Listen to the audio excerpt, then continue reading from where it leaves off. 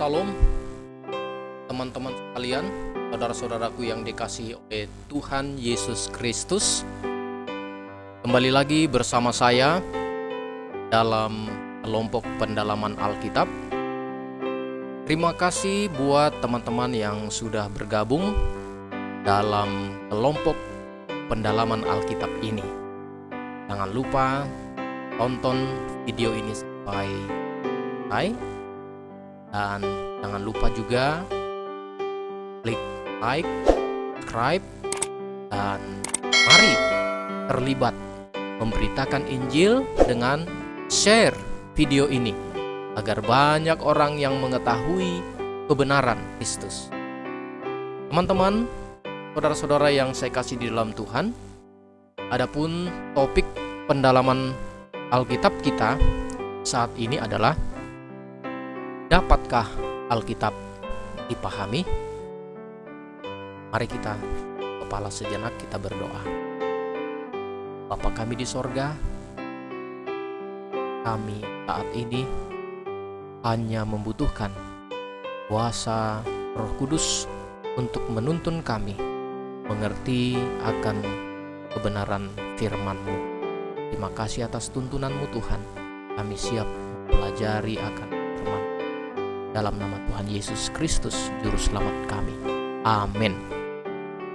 Saudaraku, dulu ada zaman di mana Alkitab tidak bebas untuk dimiliki dan dibaca. Ada juga saat di mana anggota awam tidak dibolehkan untuk memiliki dan membaca Alkitab. Hanya para pemimpin agama saja seperti pendeta, pastor, dan penatua gereja yang boleh. Dengan alasan bahwa orang awam tidak akan mampu mengerti isi Alkitab. Tetapi kita bersyukur saat ini kita bebas memiliki dan mempelajari Alkitab. Ya, meskipun masih ada saja, ya, menurut saya gereja yang kurang setuju bahwa anggota awam harus memiliki Alkitab dan membaca Alkitab sendiri dengan alasan yang tadi. Saudaraku, tetapi akan tiba juga waktunya, ya, bahwa Alkitab ini tidak boleh dimiliki dan dibaca, ya, seperti zaman dulu. Yang memiliki Alkitab dan membaca Alkitab, mereka ditangkap maupun dibunuh, ya.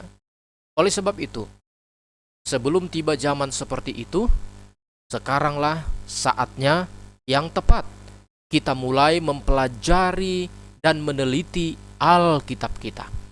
Sehingga nanti kalau Alkitab ini dilarang untuk kita miliki dan baca, tapi isi dari Alkitab itu sudah ada di hati dan pikiran kita. Mari kita mulai mempelajarinya. Yang pertama, bagaimana kita bisa mengetahui bahwa ajaran Alkitab itu berasal dari Tuhan? Saudaraku, pertama sekali kita harus membuka hati. Ini poin pertama, membuka hati sebelum kita mau mempelajari Alkitab. Yohanes 7 ayat 17. Barang siapa mau melakukan kehendaknya, ia akan tahu entah ajaranku ini berasal dari Allah, entah aku berkata-kata dari diriku sendiri. Nah, saudaraku, dikatakan barang siapa mau. Jadi harus mau membuka hati untuk melakukan apa yang dikatakan oleh kebenaran. Setelah kita mempelajarinya, maka kita akan menemukan bahwa apa yang kita pelajari, firman Tuhan itu, isi dari Alkitab itu, benar-benar berasal dari Allah sendiri, berasal dari Tuhan sendiri. Nah, kemudian, dari mana kita mendapatkan pertolongan untuk memahami kebenaran firman Tuhan? Karena tentu saja kita tidak akan sanggup memahami kalau kita mengandalkan hikmat kita, kekuatan manusia. Tetapi dikatakan mintalah pertolongan dari Roh Tuhan. Sama halnya seperti Raja Daud ya, di dalam Mazmur 119 ayat yang ke-18. Singkapkanlah mataku supaya aku memandang keajaiban-keajaiban dari Taurat-Mu. Raja Daud, penulis Mazmur, dia meminta pertolongan dari Tuhan agar mampu untuk mengerti firman Tuhan. Jadi, kita harus memperlakukan Alkitab itu dengan hormat. Hormatnya bagaimana? Kita belajar dengan kerinduan yang suci. Keinginan untuk mengetahui dan mempraktekkan kebenaran. Jadi bukan hanya sekedar belajar Alkitab. Tadi kita ingin dan mau mengetahui kebenaran dan mau mempraktekkan kebenaran itu. Ya. Tetapi yang menjadi pertanyaan, kebenaran itu apa sih? Dalam Yohanes 17, ayat yang ke-17 mengatakan, kuduskanlah mereka dalam kebenaran, firman-Mu adalah kebenaran. Jadi kebenaran itu adalah semua firman Tuhan. Isi dari Alkitab adalah firman Tuhan. Semua ajaran dalam Alkitab adalah kebenaran. Jadi dalam Alkitab ini ada perintah-perintah yang harus kita turuti, ada larangan-larangan yang harus kita patuhi, ada tugas yang harus kita lakukan, ada hukum-hukum termasuk hukum-hukum kesehatan yang harus kita praktekkan, dan lain sebagainya. Jadi, jika kita adalah pengikut Tuhan, ini dia, bagaimana kita menanggapi ajaran firman Tuhan, apa respon kita? Kalau kita sebagai domba dan Tuhan adalah sebagai gembala kita, bagaimanakah sebagai domba yang baik merespon panggilan gembala yang baik itu? Nah, dalam Injil Yohanes 10 ayat 27 mengatakan, domba-dombaku mendengarkan suaraku, dan aku mengenal mereka, dan mereka mengikut aku. Nah, jadi teman-teman sekalian, sebagai pelajar-pelajar Alkitab, sebagai domba-domba yang baik terhadap gembala kita yang baik, Yesus Kristus, ajaran-ajaran firman Tuhan yang terdapat di dalam kitab sucinya, kita harus dengarkan. Bukan hanya dengarkan saja, tetapi kita harus mengikuti apa yang diajarkan di sana. Bagaimana caranya agar kita bisa menemukan kebenaran? Ini dia, terkadang susah orang untuk menemukan kebenaran, padahal dia sudah berulang-ulang membaca akan apa? Alkitab. Yesaya 28 ayat 9 dan 10. Ini adalah salah satu kiat ya, agar kita bisa menemukan kebenaran. Dan orang berkata, kepada siapakah dia ini mau mengajarkan pengetahuannya, dan kepada siapakah ia mau menjelaskan nubuatannya? Seolah-olah kepada anak yang baru disapi dan yang baru cerai susu. Jadi kita harus mau diajar seperti seorang anak. Ya. Mungkin kita bayangkan seorang ibu yang sedang mendidik anaknya yang masih kecil. Kelihatannya ibu itu seperti cerewet, tetapi tujuannya adalah untuk apa? Mendidik dan mengajar anaknya. Buat begini, buat begitu, harus begini, harus begitu, jangan lakukan ini, jangan lakukan itu. Dan seorang anak itu harus apa? Mengikuti apa yang diajarkan oleh ibunya. Sebagaimana di dalam ayat 10 tadi, sebab harus ini, harus itu, meski begini, meski begitu, tambah ini, tambah itu. Nah, jadi kiatnya agar kita bisa menemukan kebenaran, kita mau diajar seperti seorang anak ya. Bagaimana lagi? Kita harus menjadi seorang manusia yang rohani. Ya. Di dalam 1 Korintus 2 ayat 13 dan 14. Dan karena kami menafsirkan hal-hal rohani kepada mereka yang mempunyai roh. Kami berkata-kata tentang karunia-karunia Allah dengan perkataan yang bukan diajarkan kepada kami oleh hikmat manusia, tetapi oleh roh. Tetapi manusia duniawi tidak menerima apa yang berasal dari Roh Allah. Teman-teman sekalian, ya, agar kita bisa menemukan kebenaran, kita harus menjadi manusia rohani. Kita minta tuntunan Roh Kudus. Ya. Manusia rohani peduli kepada hal-hal yang rohani, yang bersifat rohani. Tetapi orang yang bersifat duniawi, ya, hal-hal yang rohani itu seperti kebodohan. Ya, di dalam ayat 14 tadi, ya, dikatakan karena hal itu baginya adalah suatu kebodohan dan ia tidak dapat memahaminya sebab hal itu hanya dapat dinilai secara rohani. Nah, mungkin sebelumnya barangkali kita adalah manusia yang tidak peduli kepada kerohanian. Tetapi kita bisa tinggalkan manusia duniawi kita dan kita berubah menjadi manusia rohani yang tertarik, peduli terhadap hal-hal yang rohani. Kita akan menemukan kebenaran ketika kita mau belajar Alkitab. Sekarang, pertanyaan adalah, siapakah teladan kita yang harus kita tiru dalam hal membaca dan mempelajari Alkitab? Jawabannya adalah Yesus Kristus. Banyak umat-umat Tuhan yang mengaku Kristen. Kristen adalah pengikut Kristus. Yesus adalah Yesus Kristus. Mengaku kalau dia mengikuti Yesus, tetapi jarang membaca Alkitabnya. Tapi sebagai seorang pengikut Kristus, kita harus mau menjadi seperti Yesus yang kita ikuti. Bagaimana Yesus? Di dalam Lukas 24 ayat yang ke-7, Ia menjelaskan kepada mereka apa yang tertulis tentang dia dalam seluruh kitab suci. Mulai dari kitab-kitab Musa, ya, mulai dari Kejadian, dan segala kitab nabi-nabi. Saudaraku, dari ayat ini bisa kita tahu, Yesus adalah pelajar, pembaca Alkitab yang ulung. Yesus saja membaca Alkitab. Yesus saja mempelajari Alkitab. Masa kita pengikutnya tidak mau mempelajari Alkitab? Tentu setelah mendengar pelajaran ini, kita punya kerinduan menjadi sama seperti Kristus yang suka membaca dan mempelajari Alkitab. Sama isinya dalam Lukas 24 ayat 44 dan 45. Oleh karena Yesus belajar Alkitab, Dia mampu membuka pikiran pendengarnya untuk mengerti kitab suci, ya.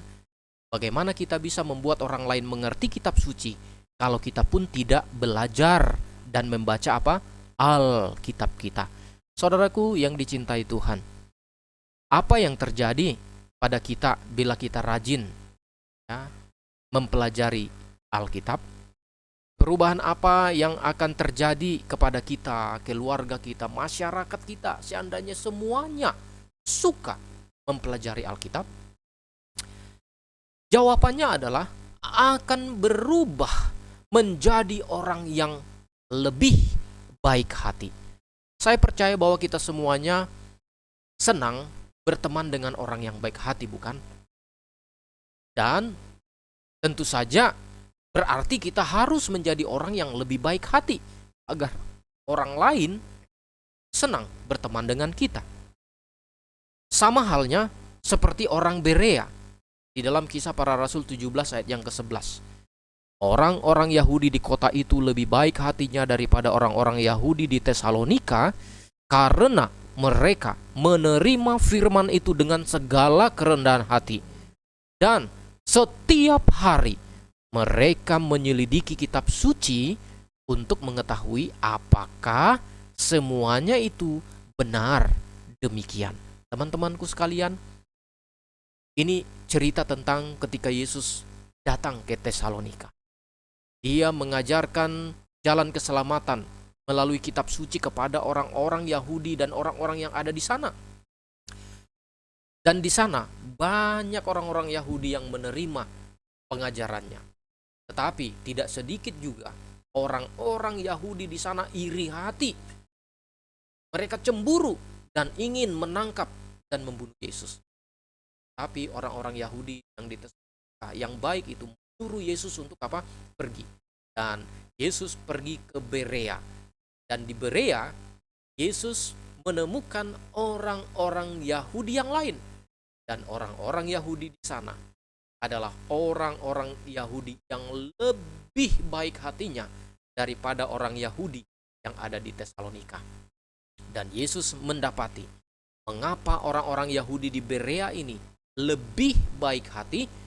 Katakan, karena mereka menerima firman itu dengan segala kerelaan hati.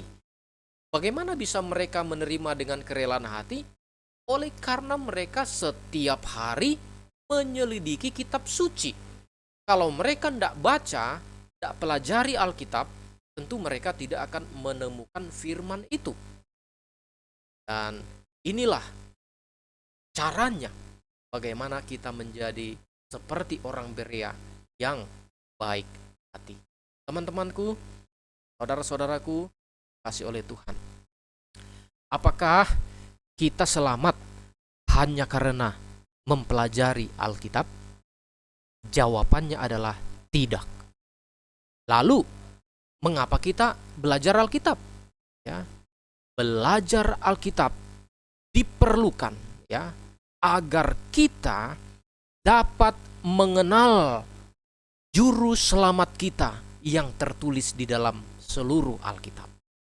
Kalau kita mengenal juru selamat kita Yesus Kristus dengan baik, maka kita akan tahu apa ajaran-ajarannya dan kita bisa menurutinya.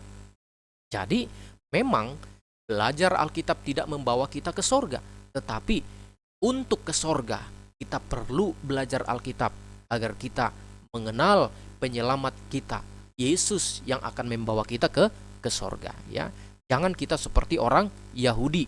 Ya, mereka tekun membaca kitab Taurat, tetapi tidak mempraktekkannya. Mereka tidak menghidupkan apa yang mereka baca. Seperti Yohanes 5 ayat 39. Kamu menyelidiki kitab-kitab suci, sebab kamu menyangka bahwa olehnya kamu mempunyai hidup kekal. Tetapi walaupun kitab-kitab suci itu memberi kesaksian tentang aku, mereka ahli, menghafal, mungkin semua, sebagian mereka hafal, tetapi mereka tidak mempraktekkan apa yang ada di dalam kitab suci itu.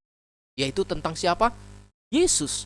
Mereka tidak percaya kepada Yesus Kristus sebagai juru selamat. Tetapi kita bersyukur. Puji kepada Tuhan. Yesus Kristus kita kenal. Kita menemukannya di dalam Alkitab. Dialah juru selamat yang menyelamatkan kita dari dosa.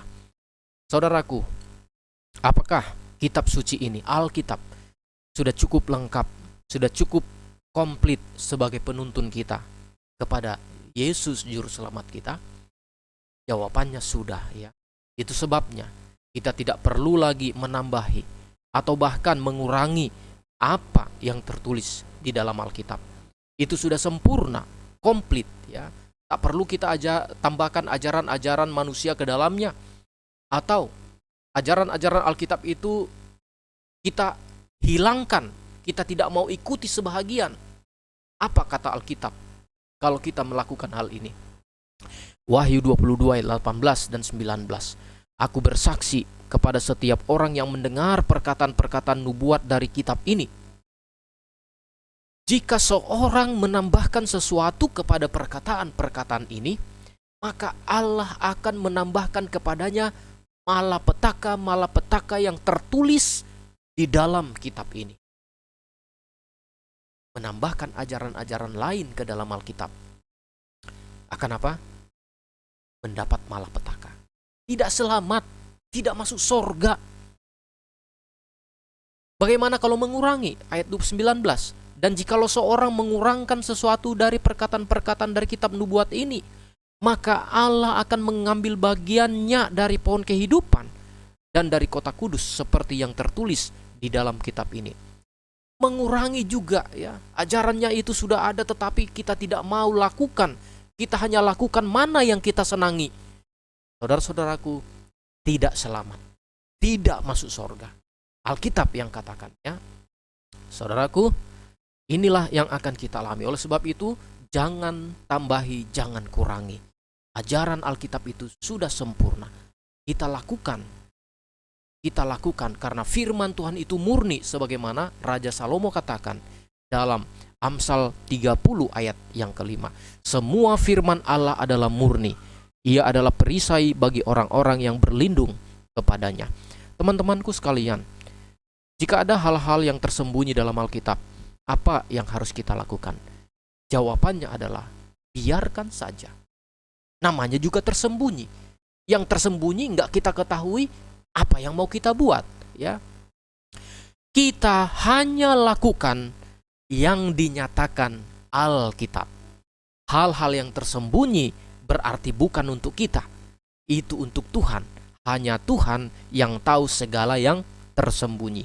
Tetapi jangan pula kita tidak mau mencari, tidak mau mempelajari. Tuhan mau agar kita menjadi pencari kebenaran. Saudaraku, Ulangan 29 ayat 29, hal-hal yang tersembunyi ialah bagi Tuhan Allah kita, tetapi hal-hal yang dinyatakan ialah bagi kita, bagi anak-anak kita sampai selama-lamanya. Supaya apa? Kita melakukan perkataan hukum Taurat ini. Ya. Kemudian, ketika kita membaca Alkitab, kita tidak memahaminya, tetapi kemudian kita mencoba menerka-nerka, mengarang-ngarang arti dari isi Alkitab yang kita baca. Apa yang dikatakan oleh Alkitab? Jangan mempelajari Alkitab untuk apa? Memutarbalikannya. Ini sangat berbahaya, baik kepada kita dan kepada orang lain juga, ya. Di dalam 2 Petrus 3 ayat 16 dan 17, hal ini dibuatnya dalam semua suratnya.